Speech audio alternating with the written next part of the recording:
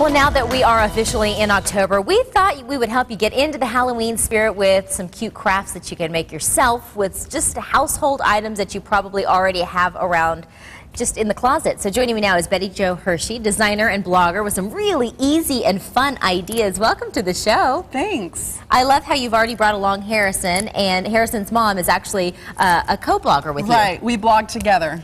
Yeah. And so by blogging, we mean basically that you're writing all about your life and crafts and decor and organizing, and really, is that your niche? Yeah, we like to blog about our supermom moments. That's what we call those times when we feel like we've almost achieved that supermom ideal. Nobody can be super all the time, so it's something, you know, that we strive for, and we share those moments when we feel like we've kind of almost made it. Well, let's set the stage here with what he's working on. It's this, is it not? Yes, it's our what we call the Mummy Parade door garland. Okay. And it's something, it's part of our new contributions to Raising Arizona Kids magazine. We're going to be doing a monthly craft in there that uses supplies that you can find just around the house. Around the house. Simple stuff like paper plates and simple black paper. So what have we done here? Walk us through the process. Well, first you just need 3 paper plates and black paper that you're just going to tear into strips. I mean, that's what makes it so easy that even kids can do it, is that you're just, you know, you don't even need scissors. Right. Just tear the strips.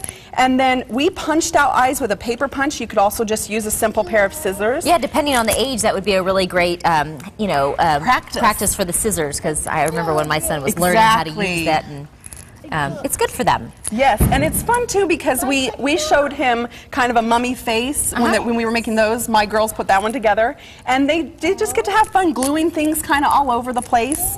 And once you have 3 finished, he's counting them as he does them. That's what the squeaky voice is. And they love using glue. I mean, he's been excited all morning to be able to come and show how to glue the little paper. He loves glue. It's so funny how easily kids can be entertained when we just stop our busy life and all the laundry and the errands and the lunch dates and just the things, the work that, you know, outside of the home for just like little windows. They only need like 15 minutes and then they're done with it. Yeah. But that just pushing the pause button to just engage with them it's so beneficial for both parents and the kids. Exactly. And once they're done with their faces, they're of course going to want to display them for everyone to see on the front door. So all you do is with a pair of scissors, you're going to cut a slit on the top and the bottom of the paper plate. Okay. Very simple. And then you just take some regular first aid gauze. This is something you probably have already. Or you know what? I bet if you had an old t-shirt, you could, you know, use Dad's t-shirt and look even more distressed. And you know, this is something I just had in my first aid cupboard and thought it would be so... Who uses this, actually? My husband is very accident prone. So. Oh, is he? So you actually had extra stash. So we really did have some in the cupboard. And you're just going to feed it through the plate. It's pretty fun and easy. And my older daughter could do this.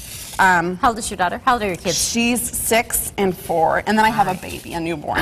Oh, geez, but what's fun is that it's going to get caught. And that's okay because that kind of adds to the eerie, spooky feel. And you're just going to, we tied a knot to split it in half, the gauze, and then we're going to string 2 on this front string and 1 on the middle one to kind of create that effect over there. So this is what we have over here. Right here in the front, I want to talk about this. This looks like a little bit of pumpkin bowling, right? Yes, that's what it is. We used ghosts, obviously out of the toilet paper rolls, and then the kids can take a pumpkin. We used a plastic pumpkin so we didn't get splattered pumpkin all over the house. Right. Oh, you know, you use your coupons for the various craft stores, and you can get those for...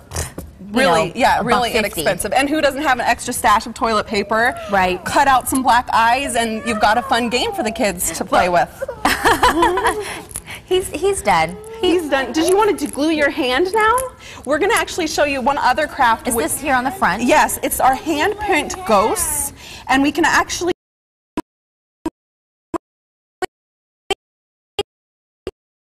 do your hand? Can we glue your hand, Harrison? Can I see? Yes. Okay, let's see your hand. Put it out here so we can see it. So what would be your advice for some of these? Where would we have problems and where would we be perhaps accident prone? Well, obviously when you're working with paint with kiddos, you probably want to have them wearing clothes that, you know, you don't care too much about getting a little bit of paint on. But how did you get the hand to actually look like a handprint? I've tried to do this before and it ends up looking like just a blob. Well, the trick is not to dip it, but to actually brush it on like you see me doing here. Does that tickle, Harrison? It does? Okay. Okay, and then we just stamp it. And the fun thing about this is that if they move their hand, it doesn't need to be a perfect handprint because that makes it look more ghosty. Look at your ghost. Isn't that Do you so like fun? it? Do you like that, Harrison? What do you think about that? Is it spooky or is it cute? Cute. I think so too. I think so. And then finally, I want to draw the attention. We can string those on the front and create a garland of the little handprints, especially if we have more than one kiddo in our home. Exactly. I mean, if you figure you got 3 kiddos in your, that's, you know, do the math. Exactly. And kids love mailing things. I mean, my kids want to mail something every day to Grandma and Grandpa, so it's I know, and the art is of mailing letters is almost. It's almost extinct, so it's a good thing to What is revive. this, and how did you do this? This is actually a game that me created for our blog, and there's a template up there and everything so that you can cut it out and make a little pin the heart on the skeleton game. Oh, look at that. Isn't that fun? I love it. I love it. Okay, lots of really great ideas so that you can incorporate some of the spooky in Halloween without scaring the kids. And of course, some of these ideas will be found in Raising Arizona Kids magazine, but also on your blog. Remind us of your blog. It's pagingsupermom.com. All right, Paging Supermom, bloggers extraordinaire. Thank you so much for being on the show, both of you. Thanks for having us. We appreciate it. And we'll have more information and a link to their blog on SonoranLiving.com.